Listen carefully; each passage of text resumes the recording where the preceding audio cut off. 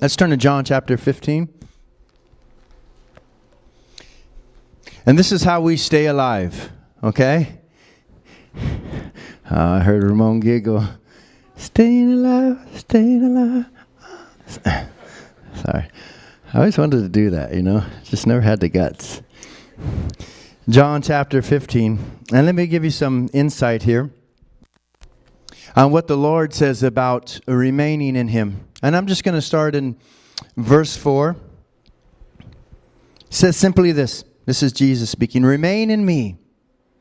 Remain. And I will remain in you. Powerful, isn't it? No branch can bear fruit by itself. It must remain in the vine. Neither can you bear fruit unless you remain in me. I am the vine, you are the branches. If a man remains in me and I in him, he will bear much fruit. Apart from me, you can do nothing. Apart from me, you can do nothing. How many times do we just do something,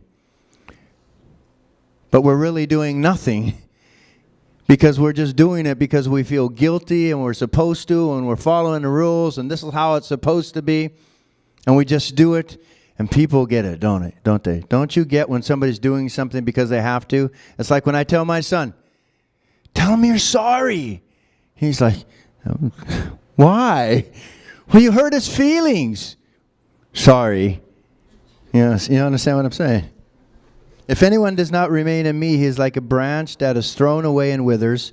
So branches are picked up and thrown into the fire and burned. If you remain in me, and my words remain in you, ask whatever you wish, and it will be given. This is to my Father's glory, that you bear much fruit, showing yourselves to be my disciples, fruit and disciples. As the Father has loved me, so I have loved you. Now remain in my love. How many things do we remain in, but it's not the love of God. It's not the connecting of God. If you obey my commands, you will remain in my love, just as I have obeyed my Father's commands and remain in His love. If you want a little inspiration on why you should remain in His love, here it is. I have told you this so that my joy may be in you and that your joy may be complete. So you don't have to feel empty. You don't have to feel lost.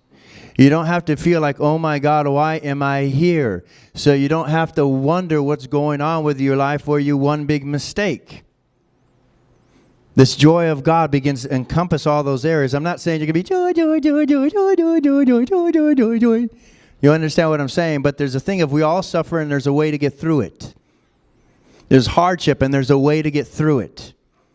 But the only way to get through it is what? Remain. My command is this: love each other as I have loved you.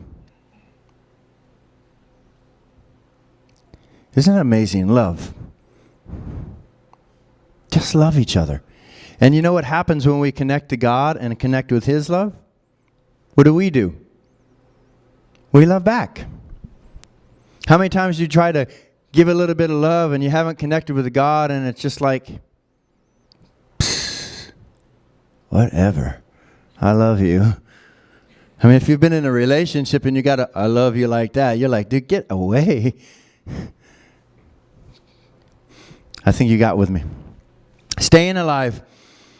I like this quote too. It says, at times for many of us, it comes early in the journey.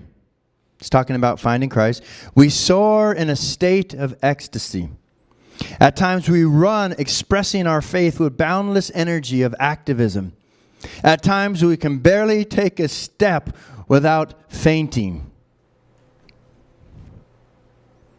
This quote is saying that in all seasons, in all events, in all circumstances, continue to connect in to God. And some of you might be soaring right now. Well, you know what? Those of us who are fainting, we need a little bit of help. You understand? And so in all seasons, we want to plug in. I was driving home from the conference this weekend. And, all this great stuff happened. And it was lovely for me. I felt refreshed. I felt touched by God. Some really, really neat things happened.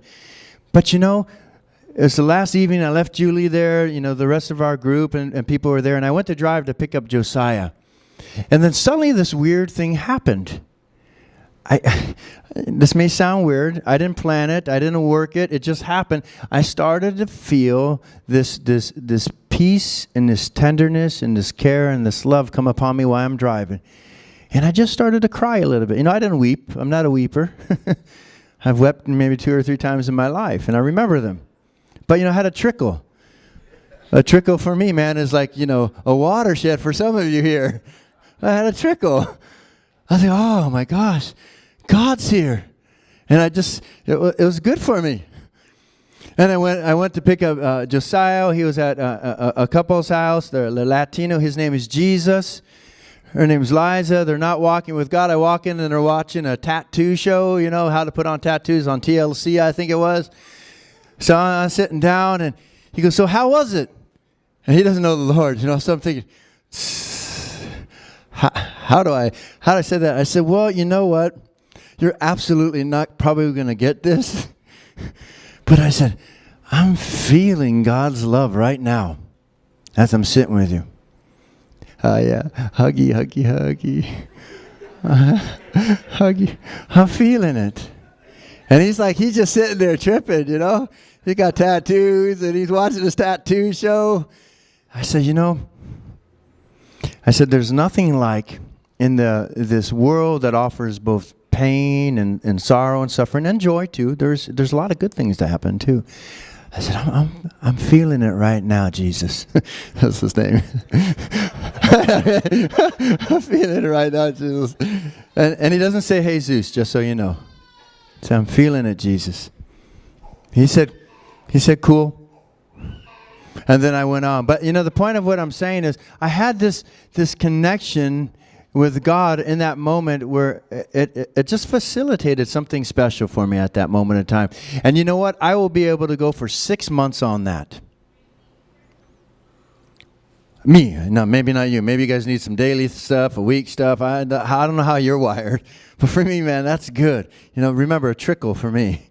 It's a watershed. You understand? So we have to connect in to God. Now, if some of you are like me, you might ask, why? Why do I need to connect to God? I mean, if you use a little logic and you saw how devastated maybe your inside world is, you would understand why you need to connect to God, right? You don't tell me the devastation because I'm preaching right now. So why do we need to remain in God's presence? 1, we need to keep our relationship alive with God. Okay, for married people, for dating people, you know what I mean? If you don't talk to your spouse, you don't listen, what happens? Nothing. That's the problem. Nothing happens. Nothing. And the guy comes, into his lady, hasn't talked to her in 2 weeks, done anything. Hi, honey. She's like, you get that cold shoulder. What? Bye, honey.